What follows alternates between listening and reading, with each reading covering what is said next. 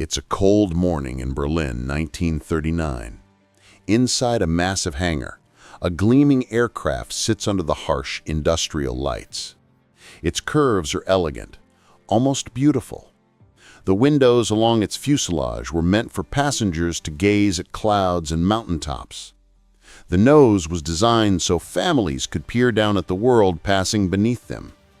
This was supposed to be the future of peaceful travel across Europe. Now imagine a man approaching that same aircraft with blueprints rolled under his arm. Siegfried Günther, an engineer whose mind worked differently from others.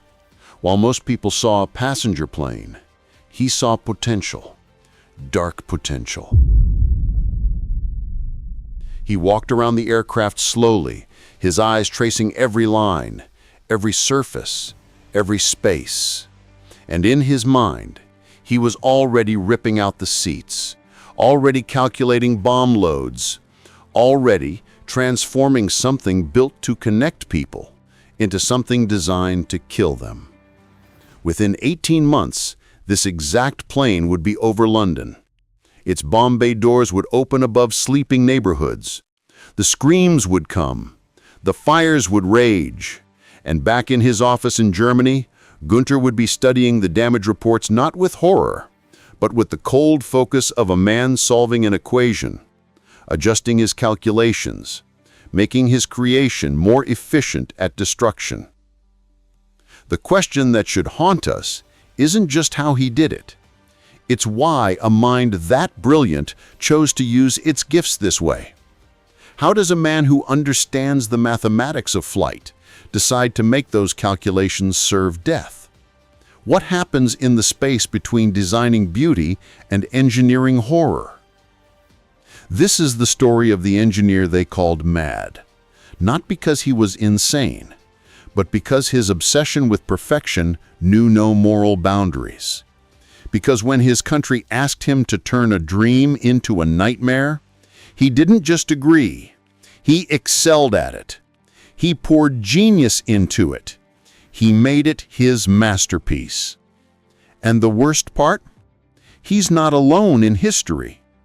The question of what Siegfried Günther did in that hangar is the same question we face today, every time brilliant minds are asked to build weapons, to weaponize technology, to turn tools of connection into instruments of control. His story is a warning written in metal and blood. Are you ready to hear it?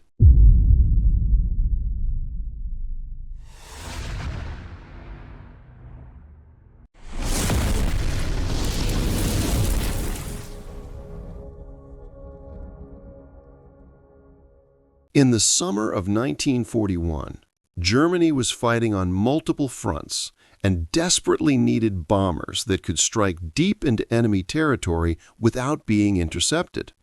The Luftwaffe had planes, but they were either too slow, too short range, or too vulnerable to Allied fighters. Meanwhile, sitting in production facilities across the Reich were fast, high-altitude civilian aircraft originally designed to ferry passengers and mail across continents. Enter Siegfried Günther, an aeronautical engineer whose reputation preceded him in both brilliant and troubling ways. His colleagues at Heinkel Flugzeugwerke whispered that he worked 20-hour days, slept at his drafting table, and spoke to aircraft blueprints as if they were living things. What they didn't whisper about was his technical genius, because that was undeniable. Günther had helped design some of the fastest planes in Europe, and now the German High Command wanted him to do something unprecedented. The story begins not in 1941, but 7 years earlier. In 1934, Siegfried Günther and his brother Walter were recruited by Ernst Heinkel to design a new generation of high-speed aircraft. The Heinkel Company had ambitions that stretched beyond military contracts. They wanted to dominate commercial aviation, to build planes that could outpace anything in the sky. By 1937, the Gunter brothers had produced the Heinz 70, a sleek, streamlined aircraft that set multiple speed records. It was elegant, efficient, and fast enough to make airline executives across Europe take notice. The design philosophy was revolutionary for its time. Instead of building bigger engines, they focused on reducing drag, smoothing every surface, making the plane slip through the air like a knife. But Hitler's rise had changed everything. By 1938, the distinction between civilian and military aviation in Germany had become a fiction. Every design that left a drawing board was evaluated for potential combat use.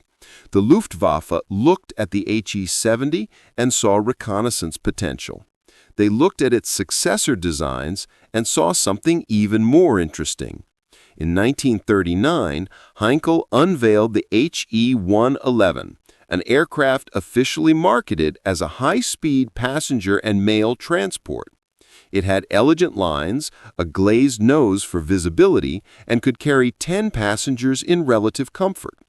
German propaganda films showed it flying over the Alps, a symbol of modern engineering prowess. Airlines in Europe placed orders. Passengers boarded these planes with excitement, touching the polished metal, settling into seats designed for comfort, completely unaware of what this design would become. Then the war started. Within months, the HE-111 passenger variant was pulled from civilian service. Gunter was called into a meeting with Luftwaffe procurement officers. The conversation was direct. They needed bombers. They needed them immediately, and they needed them to be fast enough to outrun British fighters. Gunter's response shocked some of his colleagues. He didn't protest. He didn't express concern about converting a civilian design into a weapon. Instead, he reportedly asked how much payload capacity they wanted and what range specifications were required. One engineer who was present later recalled that Gunter's eyes had lit up at the challenge, not with fear or reluctance, but with excitement. The excitement of a man being handed a puzzle that only his mind could solve. Within weeks, he had begun the transformation. And this wasn't a simple conversion. This was a reimagining. Gunter approached it with the same intensity he'd brought to the original civilian design, except now every calculation served a darker purpose. The conversion process was methodical and disturbing in its efficiency. Gunter removed the passenger seating and replaced it with bomb racks capable of holding 2,000 kilograms of explosives. Think about that for a moment. Where families once sat, where children pressed their faces to windows, where couples held hands during their first flight together, there would now be bombs, tons of them, waiting to fall on other families, other children, other lives. He reinforced the fuselage to handle the structural stress of combat maneuvers. The glazed nose, once designed to give passengers a panoramic view of the beauty below, was fitted with a machine gun position. The symbolism was almost too perfect. The window through which people saw wonder was now the aperture through which death would be aimed. Gunter worked obsessively through late 1939 and early 1940. While other engineers went home to their families, he remained at the factory. His drafting table became covered with calculations, cross-sections, stress analyses. He tested weight distributions. He experimented with bomb release mechanisms. He refined the aerodynamics to account for the new weapon's payload. By early 1940, the first military variants of the HE-111 were rolling off production lines. They looked almost identical to the civilian version, which created a problem that would have deadly consequences. In the early months of the war, Allied forces sometimes hesitated when encountering HE-111s, uncertain whether they were facing civilian transports or military bombers. That hesitation cost lives, and perhaps somewhere, Gunter noted this as a tactical advantage. Gunter didn't stop with the basic conversion. Throughout 1940 and 1941, he continuously refined the design. He added armor plating to protect the crew, not out of compassion for the men flying his creation, but because dead crews couldn't complete missions. He experimented with different engine configurations to boost speed. He redesigned the bomb bay doors to reduce drag during release, making the moment of destruction more aerodynamically efficient. And each modification made the plane more lethal. And each modification bore his mark of genius. Other engineers might have made the HE-111 functional as a bomber. Gunter made it exceptional. He made it faster than it had any right to be. He made it carry more bombs than similar aircraft. He made it a masterpiece of death. The HE-111 saw its first major combat during the Battle of Britain in the summer of 1940. Hundreds of these converted civilian planes participated in the bombing of London, Coventry, and other British cities. They flew in formation, their civilian-inspired lines making them look deceptively peaceful until the bomb bay doors opened. Then the bombs fell, and fell, and fell. In London, families huddled in underground stations, hearing the whistle of bombs from aircraft that had once been meant to carry tourists and businessmen. The irony was lost on no one. The same engineering excellence that promised to shrink the world through travel was now being used to tear it apart. Gunter himself rarely spoke about the combat reports that came back to the design office. Colleagues later recalled that he remained focused entirely on technical problems. When bomber crews reported that Allied fighters were intercepting them too easily, he worked on increasing speed. When they complained about defensive armament, he added more gun positions. When losses mounted, he strengthened the armor. But here's what he apparently never did. He never asked about the targets. He never requested information about what his planes were hitting. He never toured cities bombed. He maintained what seemed to be a willful blindness to the consequences of his work. The human cost of what these planes were doing seemed to exist in a separate mental compartment, sealed off from the part of his brain that solved problems and refined designs. By 1942, over 7,000 HE-111s had been produced. 7,000. Each one a testament to his original design. Each one carrying his modifications, his improvements, his genius. They had dropped tens of thousands of tons of bombs on cities across Europe. They had been shot down by the hundreds, killing their crews in flames and explosions. They had also killed countless civilians below, people who never saw the planes coming, who never knew that the aircraft erasing their existence had started its life as a vehicle of peace. The scale is almost impossible to comprehend. If you stood in one place and watched HE-111s take off, one after another, 24 hours a day, it would take you weeks to see all 7,000. Each one represented hours of Gunter's thought, pieces of his calculations, fragments of his obsession. Each one was a child of his mind, and each one was built to kill. The engineer's obsession reached a peak in 1943, when he proposed even more aggressive modifications.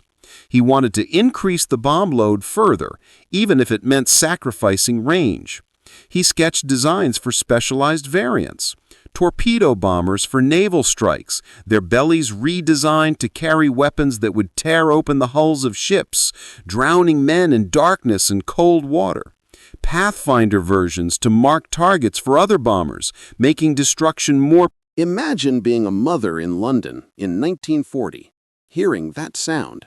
You grab your children and run for shelter. You huddle in the dark with your family, feeling the ground shake with each impact. You pray, you hope.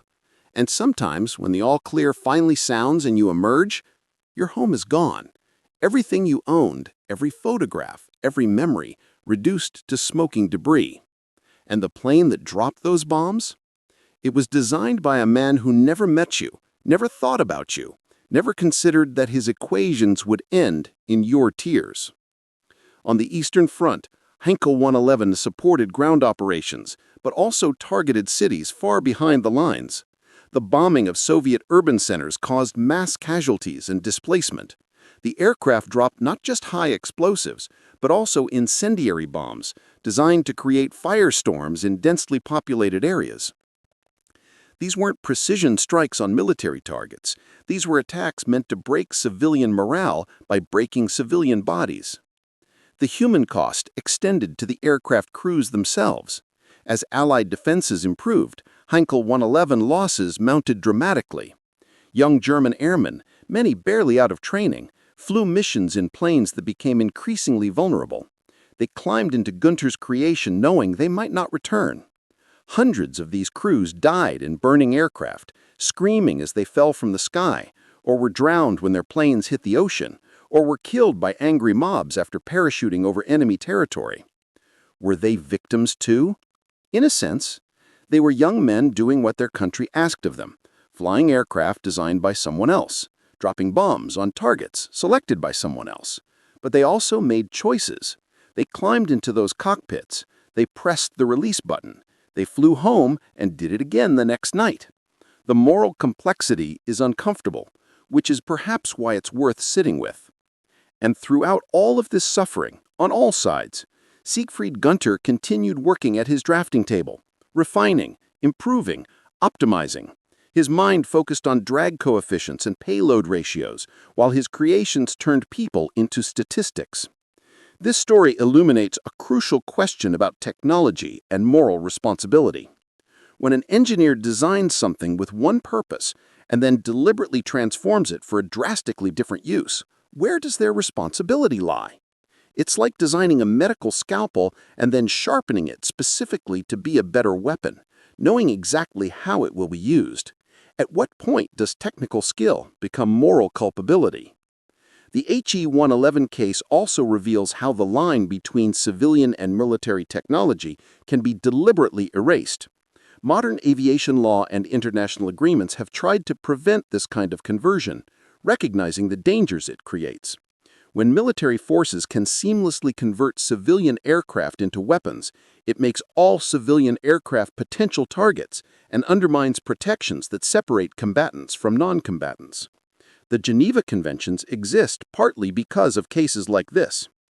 From an engineering ethics perspective, this case is studied in universities because it shows how technical excellence can exist alongside moral blindness. Siegfried Gunter was brilliant at solving aerodynamics problems. He was innovative in adapting structures for new purposes. His mathematical skills were extraordinary. But there's little evidence he ever paused to consider whether some problems shouldn't be solved, or whether some adaptations shouldn't be made. Brilliance without wisdom, genius without conscience, skill without soul.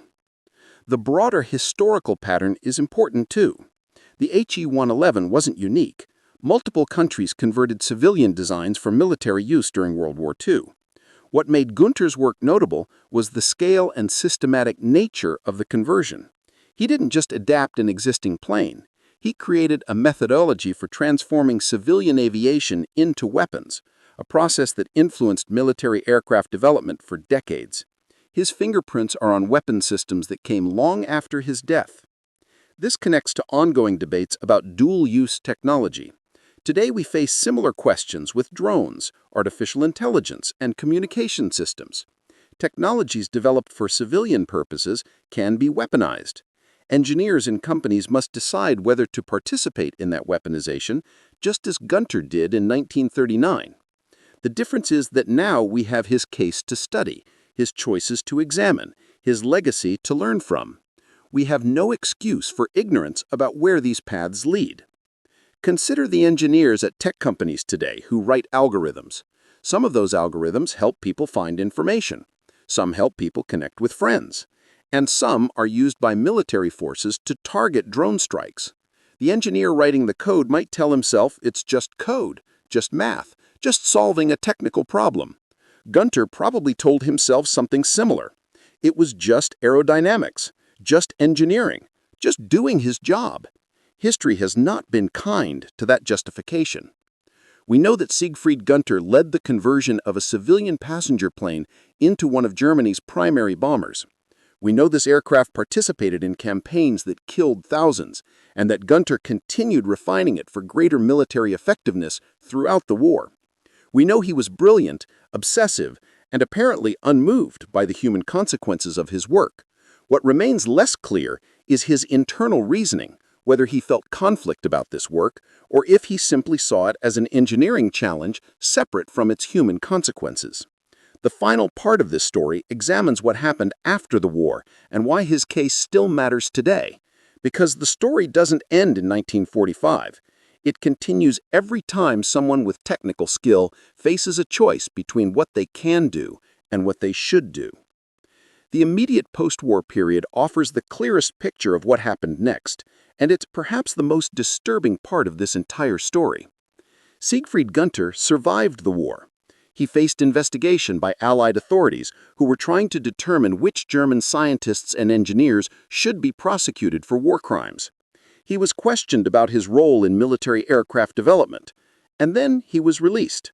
Not prosecuted, not imprisoned, just released. This outcome reflects the complex Allied approach to German scientists and engineers. Many were recruited for Western aviation programs, while others faded into obscurity. The Cold War was beginning. Both the United States and the Soviet Union wanted German technical expertise. The moral questions about what these men had done during the war became secondary to what they could contribute to the new geopolitical struggle. Records indicate Gunter worked briefly in aircraft design in post-war Germany, though at a much reduced capacity. The aviation industry he had known was shattered by Allied bombing and post-war restrictions. His specific expertise in military conversions had limited peacetime application, though one has to wonder if he tried to market it. The man who had spent years perfecting the art of turning civilian designs into weapons must have had opinions about the new aircraft being developed in the 1950s and 60s. He lived quietly until his death in 1969. Quietly. Think about that word. The man whose work had been so loud, whose creations had screamed through the skies, dropping tons of explosives, whose genius had echoed in explosions across Europe, died quietly. He gave few interviews. He wrote little about his wartime work. There are no published memoirs wrestling with guilt or offering justifications. Just silence. Perhaps the silence was shame. Perhaps it was simply moving on, the way many people tried to move on after the war. Perhaps it was strategic, a decision that nothing he could say would help his legacy. We'll never know. But the silence itself tells us something. It tells us he chose not to explain himself, not to confront what he had done, not to offer either defense or apology to history. The HE-111 itself had a strange afterlife that Gunter lived to see. Spain, which had received some during the war as part of German aid to Franco's regime, continued flying them into the 1960s. Some were even used in films set during World War II, their distinctive silhouettes too historically accurate to replace with mock-ups. So Gunter could have, if he wanted, gone to a movie theater in the 1960s and watched his creation on screen, dramatized and recontextualized as entertainment. Whether he did is unknown. The final HE-111 was retired from Spanish service in 1973, 4 years after Gunter's death, more than 30 years after it was designed. 30 years during which the world changed completely, but this weapon from another era kept flying, kept serving, kept being what Gunter had made it. The broader question of engineering responsibility has continued evolving. Modern professional engineering societies now emphasize codes of ethics that specifically address weapons development. These codes emerged partly from examining cases like Gunter's, asking what obligations engineers have beyond technical competence. Young engineers today are taught about the Gunter case, about the choices he made, about the consequences that followed. His legacy is a cautionary tale. In terms of historical assessment, confidence is high that the basic facts will remain stable. The documentary evidence is extensive and consistent. Medium confidence exists around questions of Gunter's motivations and internal experience, which rely more on second-hand accounts and interpretation. Low confidence persists about what alternative choices might have been available to him given the political context of Nazi Germany. Could he have refused? Could he have sabotaged his own work? Could he have fled? These questions remain unanswerable, but worth asking. The story of how a civilian plane became a weapon isn't really about one engineer or one aircraft. It's about the moment when technical skill becomes separated from ethical consideration, when